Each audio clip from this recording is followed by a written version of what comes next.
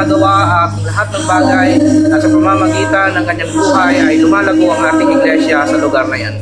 Purihin po ang Panginoon at sana po mas marami pang kaluluwa ang maligtas na pamamagitan ng Ministeryo ng Word of Hope sa lugar po yan ng May Kabayan. Purihin po ang Panginoon. 7 verse 13, the word of God says,